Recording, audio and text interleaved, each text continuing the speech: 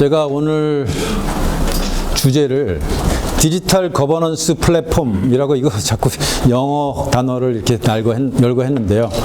이제 자세히 설명드리도록 하겠습니다. 여러분들, 우리 사회가 지금 몇 년 전부터 아주 믿기 어려울 정도의 재난들이 자꾸 닥치고 있죠. 세월호, 원전의 불량부품, 제습기 사망 사건, 우병우 사건, 신한은행, 롯데, 방산비리, 대우조선, 현대상선, 갤럭시 노트에다가 최근에는 최순실 비리까지 이 하나하나 사건들이 굉장히 충격적인 사건들이 끊임없이 일어나고 있습니다. 도대체 왜 그럴까? 우리 문명국가가, 전 세계 경제권이 10위권에 되는 국가가 왜 그럴까 생각을 해봤는데요. 이게 혹시 단일한 원인으로 생각을 한다면 뭐가 있을까? 혹시 생각나는 거 있으세요?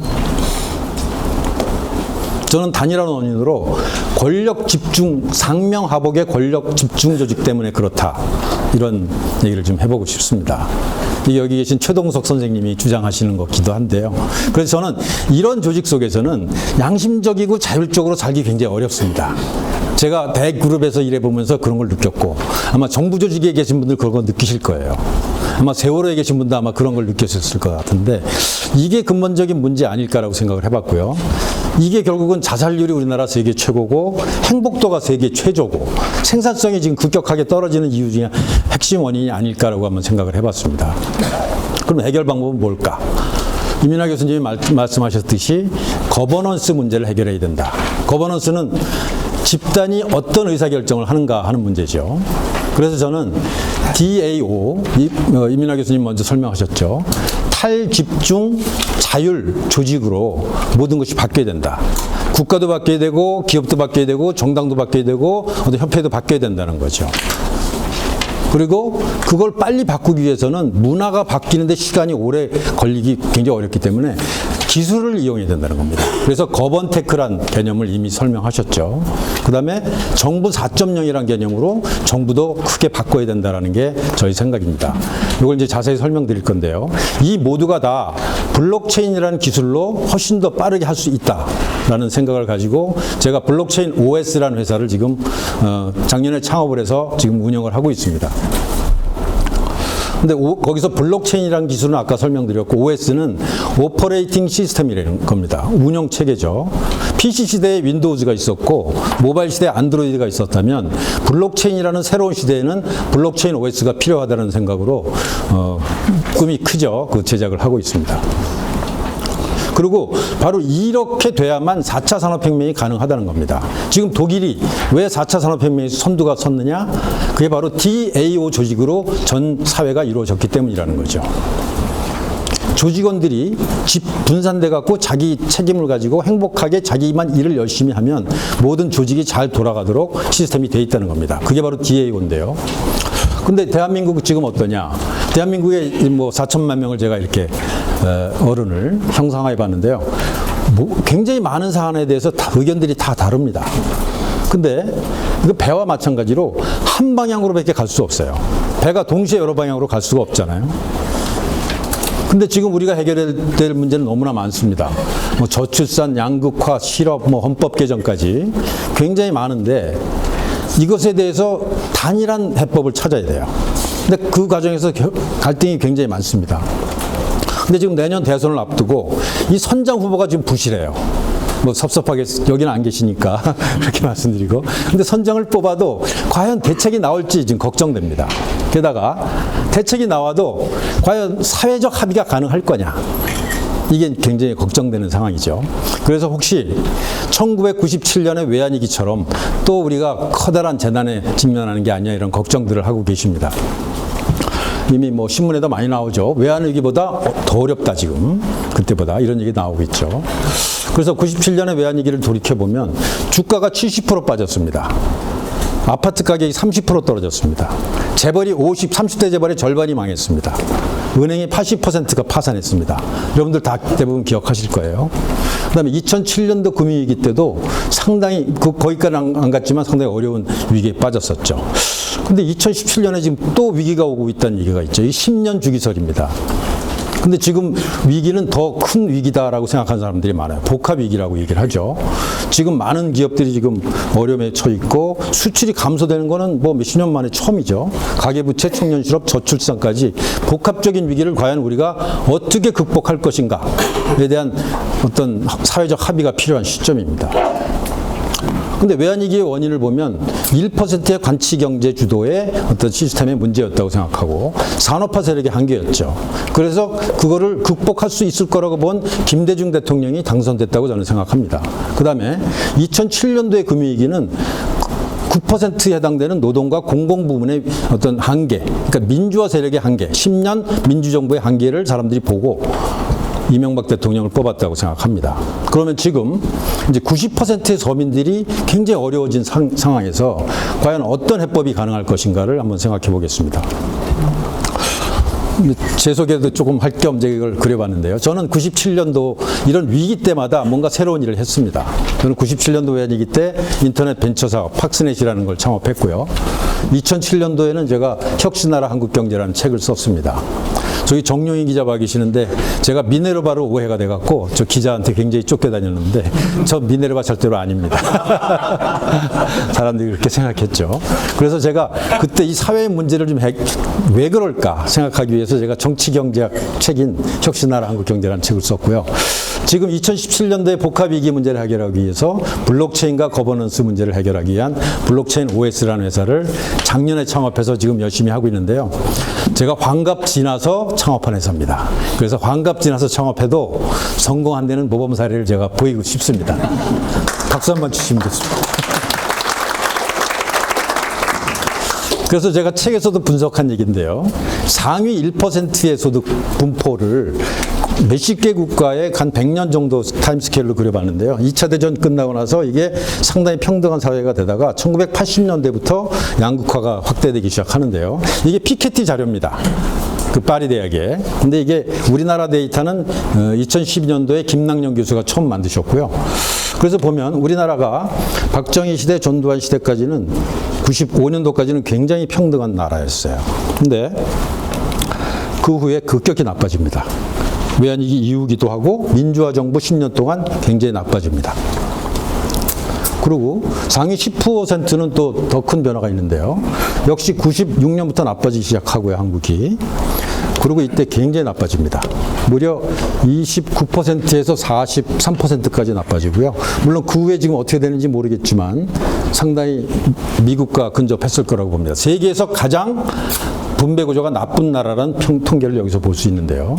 지금 뭐 우리 원영 의원님도 계시지만 민주화 그 정부 10년 동안 굉장히 나쁘다는 증거로 제가 반성을 촉구합니다. 솔직히 그 분들한테. 근데 여기서 또 한 가지 제가 좀 충격적인 자료를 한번 만들어 봤는데요. 그 피케티 자료를 10%와 1%를 빼면 9%가 나옵니다. 그래서 9%가 어떻게 됐냐? 그 차상위 9%는 한 2000년대 조금 지나갔고 이게 몇 %인가요? 22% 수준에서 33% 가는데 이때 급격하게 나빠집니다. 그리고 미국을 능가하고 일본보다 높게 일본도 능가해서 이 부분은 세계에서 가장 많은 소득을 갖고 가는 나라가 됐습니다. 과연 이 9%의 정체가 누구냐는 거죠. 한번 우리가 이건 데이터니까 이 의미를 한번 생각해 볼 필요가 있겠는데요. 제가 그래서 그 책에서 세상은 5개의 어떤 계층과 이데올로기로 이루어졌다는 5GI 이론을 설명을 했습니다. 그래서 이권 장악, 비호, 추종, 친묵 대중 집단, 천민 집단이 이렇게 존재하는데 제가 한 15개 문명을 살펴보니까 거의 다 이런 현상이 나타나고 있다는 거죠. 그게 이제 이데올로기가 결합하는데 어쨌든 지금 우리나라는 1% 세력과 9% 세력 있는데 특히 여기는 이제 공무원, 교수, 교사, 고임노조 중심이 이 세력들이 지난 15년간 굉장히 많은 그 소득이 올라감으로써 이 90%가 굉장히 어려운 입장이 됐다는 걸 이제 설명한 겁니다. 그래서 97년 외환위기가 산업화 세력의 그 문제였다면 2017년의 위기는 민주화 세력과 산업화 세력의 적대적 공존 때문에 생긴 거 아닐까 이런 가설을 한번 생각해 볼 수 있겠습니다. 그래서 맨슈어 올슨 교수가 얘기한 사익 집단의 누적 그다음에 윌리엄 라이커 그 정치학자죠. 최소 승리 연합이라는 이론을 가지고 제가 한번 설명을 해봤고요. 그래서 이 결과 90%의 서민과 청년에게 절대적인 부담이 되는 국가가 됐다. 이렇게 설명드립니다. 그럼 해결책은 무엇일까? 결국은 시대 정신을 제대로 파악해서 해결책을 찾을 수밖에 없는데요. 97년의 외환위기가 2차 산업혁명의 팩터 드리븐, 그러니까 요소 투입 경제의 한계에 봉착한 것이라면, 그래서 김대중 대통령이 나타나서 인터넷과 벤처를 가지고 3차 산업에서 우리가 최선두에 달 수 있었습니다. 인류 역사상 1, 2차 산업혁명을 최단축한 것이 우리 산업화 세력들의 어떤 공로라면, 김대중 대통령과 그 민주화 세력들의 공로는 바로 제3차 산업혁명에서 세계에서 가장 빨리 갔던 그런 나라를 만들었던 거죠. 근데 3차 산업혁명은 자동화와 어떤 효율을 요구하는 시대였습니다. 근데 우리 이명박 대통령께서는 토목, 자원, 부동산 이쪽에 투자하시다가 경쟁력이 굉장히 퇴보했죠. 그리고 2017년 북합위기는 결국은 4차 산업혁명은 지능화와 이노베이션을 요구하는 겁니다. 과연 여기서 그 탈중앙 자율사회와 인공지능을 비롯한 4차 산업혁명과 신뢰사회를 만드는 게 우리의 이제 과제인데요. 이게 우리의 지금 시대 정신입니다. 이러한 시대 정신을 담은 사람이 내년 대통령으로 당선돼야 되겠지만, 그거보다 먼저 우리 사회가 이거에 대한 합의를 이루어야 된다는 거죠. 다시 그 거버넌스 문제로 돌아가면, 결국은 거버넌스란 협치, 지배구조, 민간 합의라고 해석되는데, 거번이라는 단어는 라틴 말로 스티어링, 좋다 한다는 뜻입니다. 그래서 집단이 어떻게 합리적으로 의사결정할 것인가, 집단지성을 발휘할 것인가에 관한 문제인데요. 예를 들면 집단별로 의견들이 다른 게 많습니다. 광주에서 윤정현 시장께서 우리나라도 지금 한 4천만 원대 정규직만 뽑는 공장을 자동차 공장을 대규모로 만들어보자. 굉장히 오랫동안 노력하셨어요. 근데 지금 좌절되고 있죠. 이 서민들은 원합니다. 광주 시민들 대부분은 원해요. 근데 누가 반대하느냐? 바로 9%가 반대하는 겁니다. 9천만 원 받는 민주노총이 원하지 않는 거죠. 그 다음에 가정용 전기 누진세 완화, 서민들이 원하지만 원하지 않는 세력들이 있습니다. 공무원 축소, 세금 낭비 축소 비슷하죠. 집단별로 굉장히 의견이 달라요.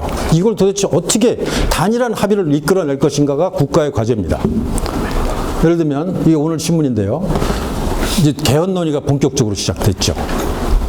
그리고 여러 가지 논의가 나오는데, 헌법 개정에서 4년 중임제 대통령제, 뭐 이분들은 좋아하실지 모르지만 이미 권력을 갖고 있고 계속 대통령 권력이 있으면 잘 되는 사람들. 근데 서민들은 제가 보기엔 좋아하지 않을 것 같아요. 그렇다면 예를 들면 시민 발안 국민투표, 국민에게도 권력을 달라. 그다음에 감사부를 독립해달라. 3권 분립에서 4권 분립으로 가자. 이런 개헌안은 저는 대다수의 국민이 원할 거라고 생각합니다. 근데 어쩌면 이 사람들이 반대해서 집행이 안 될 가능성도 있죠. 어쨌든 계층적 이해관계가 아닌 다수의 뜻을 반영하고 객관적 사실에 입각해서 함께 잘 살 수 있는 정책을 결정하려면 어떻게 해야 될까? 이렇게 어떤 엘리트 집단과 권력을 가진 집단이 자기네 방향으로만 끌고 가는 그런 통치에서 이렇게 그 집단이 가운데 중심을 잡고, 복지는 약간 왼쪽으로 갈 수 있고, 안보는 약간 오른쪽으로 갈 수 있고, 안전은 예를 들면 약간 후퇴해서라도 안전을 확보하는 이런 전체 국민의 중심에서 엘리트 집단과 어떤 지식인 집단이 자리를 잡고 해야 된다는 거죠. 그게 저는 민주공화국의 진짜라고 생각합니다. 우리나라 헌법 1조에 나와 있는 민주공화국의 민주가 잘 되고 있느냐? 이 국민의 뜻이 잘 반영 안 된다는 거죠. 공화국이란 뭐냐? 엘리트 집단과 서민 집단이 공동으로 협치하자는 얘기가 바로 공화국이잖아요. 그래서 이제 이 문제를 거번테크와 블록체인으로 해결하자는 게 이제 오늘의 핵심 주제인데요. 이게 오늘 신문입니다. 블록체인 기반으로 의료 서비스, 찰리즈, 모바일 투표까지 할 수 있다. 이런 얘기 나오고요. 그 다음에 이런 장점들이 있고 여러 가지 장단점이 있지만 지금 굉장히 뜨겁게 뜨는 분야입니다. 제가 얼마 전에 6월 달에 매일경제에 이제 인터뷰를 하면서 거번테크라는 단어를 써봤어요. 혹시 거번테크라는 단어 들어보신 분? 아마 없으실 거예요. 아마 제가 6월 달에 처음 만든 단어거든요. 그래서 거번테크란 거버먼트와 거버넌스와 테크놀로지를 결합한 용어인데요. 블록체인 기술을 활용하면 많은 공공 서비스가 공공기관을 거치지 않고 민간 영역에 제공할 수 있는 그런 방법입니다. 그래서 얼마 전에 김광원 교수께서는 이런 말씀을 하시죠. 이런 블록체인 기술을 이용해서 행정사법, 입법, 선거 중심 축이 정부에서 민간으로 옮겨갈 것이고 탈중심 공유 정부만이 나라를 바로 세울 수 있는 대안이다. 뭐 이런 말씀도 하십니다. 영국은 이미 비욘드 블록체인이라는 전략을 만들어서 어떤 컴퓨터 시스템 문제, 복지 전달 문제, 세금 문제를 이미 본격적으로 시작했습니다. 그다음에 힐러리 클린턴이 얼마 전에 블록체인 퍼블릭 서비스를 가장 핵심적인 기술로 발전시켜야 된다 이런 발언을 했습니다. 그래서 이걸 좀 더 말씀드리면 좀 다른 측면 말씀드리면 저는 이제 과거를 알고 싶으면 구글이나 네이버 가고 미래를 알고 싶으면 블록체인 OS에 와라 이런 슬로건을 갖고 있습니다. 미래에 관심들이 많으시죠. 그래서 이제 그 미래 얘기를 좀 하겠는데요. 얼마 전에 9월 달에 미국에서 그 토론이 있은 후에 과연 누가 이겼냐를 가장 정확하게 알 수 있는 데가 어딜까? 바로 IEM이라고 하는 아이오와 일렉트로닉 마켓이라는 데가 있습니다. 이게 예측 시장이라고 하는 건데 누가 이길 건가를 배팅을 하는 거예요. 그러니까 9월 26일 이후에 급격히 벌어지는 걸 볼 수 있죠. 그래서 이게 여론조사보다 훨씬 정확합니다. 2008년도에 그 디베이트 후에도 이런 결론이 났죠. 갤럽이나 CBS, ABC는 굉장히 틀렸는데 이 바로 IEM은 적중도가 가장 높았습니다. 그래서 바로 선거와 관련해서 여론조사보다 훨씬 정확한데요. 프레딕션 마켓, 예측 시장은 집단지성과 배팅을 결합한 것으로서 당신은 누가 이길 거에 배팅할 거냐를 물어보는 거예요. 여론조사는 당신은 누구를 좋아하냐를 그냥 일반 대중한테 물어보죠. 그래서 정확도가 훨씬 높은데요. 그래서 미국에서는 CNN과 PBC라는 회사가 공동으로 이런 그러니까 프레딕션 마켓을 이용한 조사를 합니다. 그래서 결국 이제 수기 문제를 해결하는 해법을 이제 저희가 개발해서 뭐 정당에 이제 납품한 거에 대해서 좀 설명드리겠는데요. 델리크라시라고 이름을 줬습니다. 디지털 거버넌스 플랫폼인데 델리버러티브 데모크라시, 충분히 논의해서 결정을 하는 민주제를 하자는 거고요. 그래서 정책 주제를 정할 때도 당원들이 다 참여해서 하고 그거에 대해서 어떤 결정할 수 있는 일종의 그 대표자도 거기서 뽑고 그래갖고 정책 레이스를 장기간 해서 단일한 결정을 하자는 그런 방식인데요. 예를 들면 이런 겁니다. 어떤 정당에서 교육개혁 방안에 대해서 당론을 정할 때 5명의 전문가를 뽑습니다. 그래갖고 5명한테 각각 20점씩 줘요. 합해서 100점입니다. 그래갖고 당원들 몇만 명 혹은 몇십만 명이 배팅을 합니다. 주식 투자하듯이. 그럼 이제 이 사람들이 발언에 따라서 가격이 오르락내리락 합니다. 그리고 시간이 좀 지나면 이제 한 명이 탈락하고 그리고 그 중간에 이제 수정안도 계속 나올 수 있어요. 그리고 또 시간이 지나면 또 탈락하고 한 2달 정도 계속 진행하면 결국은 한 개의 단일안만 남는 경향이 생긴다는 거죠. 이게 이제 교황 선출할 때 콘클라베 방식도 그렇게 하는 거죠. 끝장날 때까지 하는 겁니다. 단일안이 표출될 때까지. 그러면 선거를 하지 않고 단일한 의사결정을 집단이 할 수 있다라는 거죠. 그래서 저희가 만든 화면인데요. 예를 들면 전기료 누진세에 대한 것을 4개 안을 가지고 경쟁을 합니다, 사람들이. 그럼 이걸 클릭하면 4개 안이 어떻게 돼 있고 그것이 과거에 어떻게 이제 변동했다는 걸 볼 수 있고요. 이걸 클릭하면 자세히 동영상과 텍스트가 나옵니다. 그리고 이제 사람들이 여기다 토론을 할 수 있고요. 이거는 토론하는 건 이제 페이스북하고 약간 비슷하겠죠. 그다음에 이제 그다음에 이런 식으로 이제 여러 가지 화면들을 제가 실제로 할 거 갖고 온 건데요. 여기다 이제 배팅을 하는 겁니다. 주식 투자하듯이 포인트로 하는 건데요. 그래갖고 이런 정책 제안도 밑으로부터 올라갔고 사람들이 이제 많은 호응이 되는 것을 주제로 선택을 하는 겁니다. 그리고 주제 선택에 대해서 레이스할 사람들도 이런 식으로 밑으로부터 뽑고 그다음에 당에서 정책적으로 결정해서 5명을 선정하는 거죠. 그래갖고 내 계좌 내역을 이렇게 보여줄 수 있도록 하고요.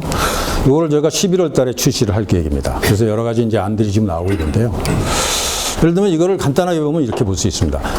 올림픽에서 수많은 예를 들면 몇십 개 종목이 있는데 거기서 아주 공정한 경쟁을 해서 한 명을 뽑으면 다 승복을 하잖아요. 그래서 예를 들면 김연아가 이렇게 연기를 한 거를 이렇게 이제 평가를 해갖고 결국은 이런 표를 인해서 이렇게 합의를 했듯이 우리가 저는 이제 이걸 정책 올림픽이라는 걸 한번 해보면 어떨까? 이건 약간 이제 공상을 해본 건데요.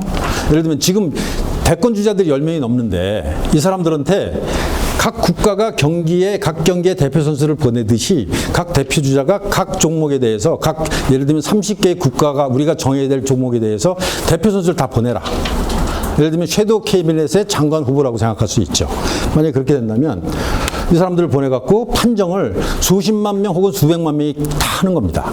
이걸 한 6개월 혹은 8개월, 10개월 동안 하자는 거죠. 그렇게 되면 각 30개 정책에 대해서 국민들이 바라고 최고의 전문가들이 경쟁해서 나온 안이 나타날 것이고 그걸로 우리가 국가적으로 합의할 수 있지 않을까 이런 생각을 해봤습니다. 그래서 만약에 어떤 대권 후보가 30개 중에서 16개의 그 어떤 경쟁에서 1등을 했다. 금메달을 따는 그 장관 후보를 보냈다. 그 사람이 대통령 될 가능성이 굉장히 높겠죠. 근데 만약에 뭐 몇 개 종목을 다른 후보가 보낸 사람이 됐다 그랬을 때 대통령이 된 사람이 그 후보의 정책을 갖다 쓰든지 아니면 그 사람이 파견한 그 장관 후보를 장관으로 쓰든지 하면 저절로 그 협치가 될 것이고 결과적으로 어떤 사람이 대통령이 되더라도 국가가 잘 굴러가지 않을까 하는 그런 모델을 생각해 봤습니다. 그리고 혹시 이런 거를 온라인, 오프라인도 하면서 이런 토론을 통해서 토론에서 실시간으로 말하는 것들이 사람들이 전 국민이 모바일 투표를 하면 굉장히 재밌는 어떤 시청률이 올라가는 TV 토론이 되지 않을까 이런 생각도 해봤습니다. 그래서 결국은 결론 부분인데요.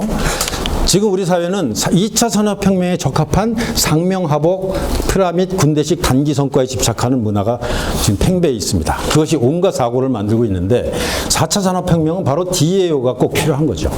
그래서 아까 이민하 교수님이 설명하셨듯이 분산과 집중의 중간에 있는 자율화된 조직, DAO 조직. 이게 바로 블록체인은 원래가 DAO 조직입니다. 그래서 이런 식으로 국가사회가 바뀌어야 되고 그걸 빨리 촉진하기 위해서 블록체인 기술을 도입해야 되는 게 바로 저는 거버먼트 4.0이라고 생각하는 거고요. 그래서 대부분의 행정정보를 지금은 가공된 정보로 하는 게 거버먼트 3.0인데요. 원 정보를 다 공개를 하자는 거예요. 그럼 부정부패도 없어지고 시민의 행정 참여도 좋아지지만 빅데이터 산업이 굉장히 발달하게 됩니다. 그 다음에 단순 업무와 인증 보증 업무를 블록체인으로 이관하면 단순 업무를 하는 공공부문의 인력들을 안전과 복지로 이전시킬 수가 있습니다.